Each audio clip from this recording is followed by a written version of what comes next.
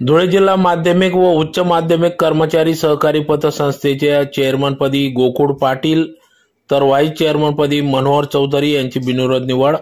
धुळे शहरातील देवपूर परिसरातील मराठा सेवा संघ कार्यालय शेजारी असलेल्या धुळे जिल्हा माध्यमिक व उच्च माध्यमिक कर्मचारी सहकारी पतसंस्थेची चेअरमन व्हाईस चेअरमन पदाची निवडणूक प्रक्रिया आज दिनांक 6 जानेवारी 2025 रोजी 5:30 वाजता पतसंस्थेच्या कार्यालयात घेण्यात आली। या प्रसंगी या ठिकाणी संपूर्ण संचालक मंडळ यांच्या उपस्थितीत सदर निवडणूक प्रक्रिया पार पडली। तर यावेळी निवडणूक अधिकारी म्हणून तथा अध्यक्षीय अधिकारी म्हणून उपनिबंधक सहकारी संस्थेच्या सौ अनिता अहिरे यांच्या अध्यक्षतेखाली सदर निवडणूक प्रक्रिया पार पडली।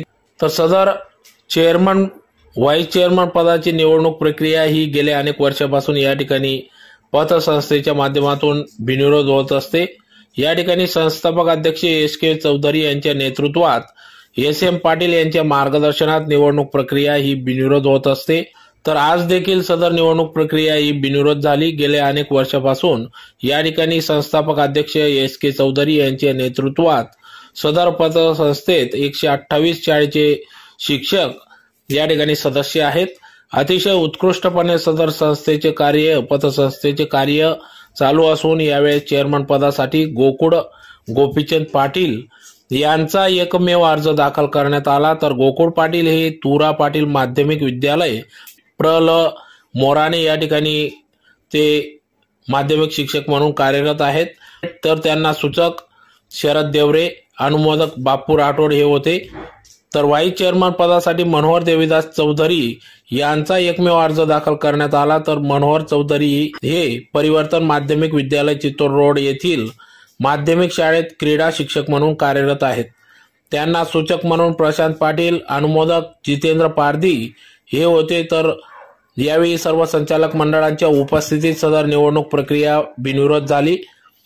या प्रसंगी या ठिकाणी संचालक मंडळ RV पाटील, दिलीप पाटील, सौ यमलता पाटील, संगीता चौधरी, बाप्पू पारधी, गंजीधर पाटील आदी सर्व संचालक मंडळ या ठिकाणी उपस्थित होते।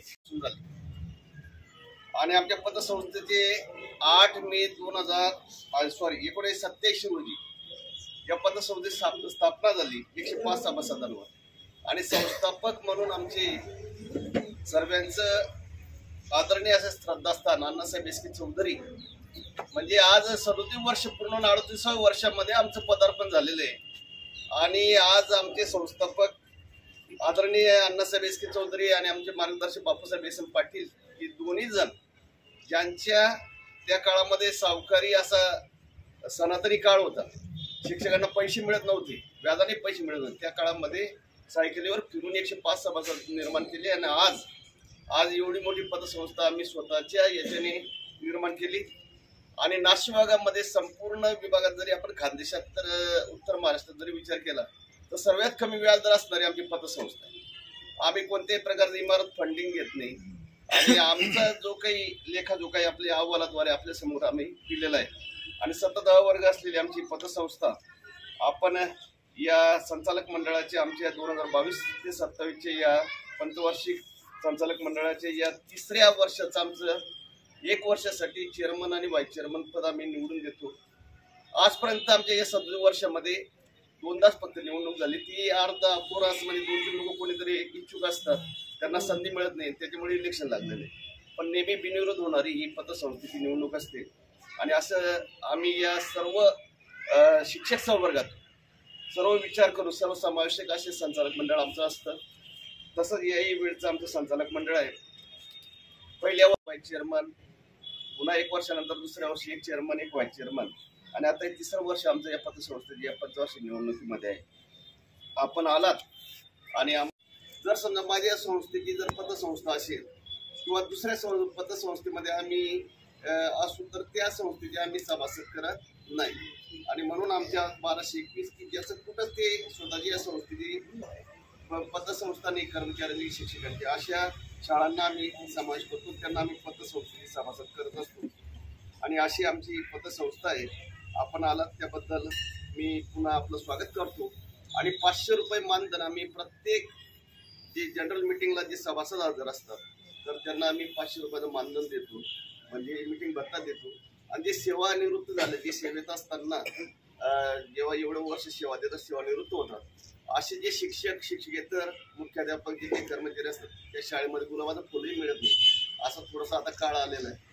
आणि अशा वेळेस त्यांना आम्ही बोलवतो आणि जर समजा पुरुष जर आमचा सभासद शिक्षक असेल तर ते सौभाग्यवती त्यांचं आम्ही आहेर देऊन त्यांचा सत्कार करतो आणि आम्ही अर्धा ग्रॅम अंगठी द्यायची, त्यांना पुढं द्यायची. आता यावेळेस आम्ही एक ग्रॅम अंगठी द्यायचो. आता आम्ही 7,000 रुपये त्यांना चेक दिलेला आहे आणि त्यांचं सुद्धा गौरवचिन्ह चांगली शाल देऊन आणि त्यांच्या सौभाग्यवती असतील त्यांना आहेर देऊ. जर महिला शिक्षिका असेल तर मग त्यांच्या मिस्टर जे असतील तर त्यांना आम्ही कपडे यांचा आहेर करतो. तर अशा या पतसंस्थेचा उल्लेख की समजा प्रज्ञावंत ज्ञानवंत गुणवंत विद्यार्थी असतात, काही शिक्षक विशेष कामगिरी करतात वर्षभरातून, तर त्यांचे सत्काराचं नियोजन आम्ही करत असतो. असं या पद्धतीने आमच्या पतसंस्थेचे स्वातंत्र्याचा अमृत महोत्सव झाला त्या काळामध्ये सहकार विभागाचे आदेश होते की पतसंस्था असतील किंवा आपले जे काही सहकारी संस्था असतील यांनी चांगले उपक्रम राबवायचे.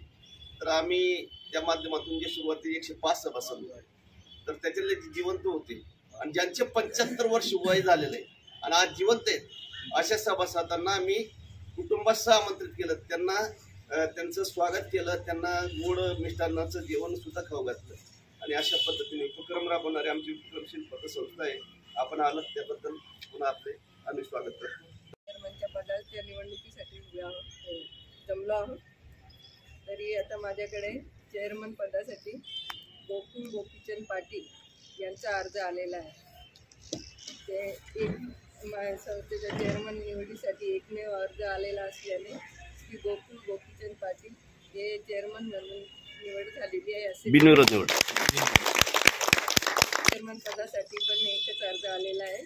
श्री चौधरी मनोहर देवीदास यांचा एकच अर्ज आलेला असल्याने श्री चौधरी मनोहर देवीदास यांना व्हाईस चेअरमन पदासाठी निवड झाल्याचं मी घोषित करतो.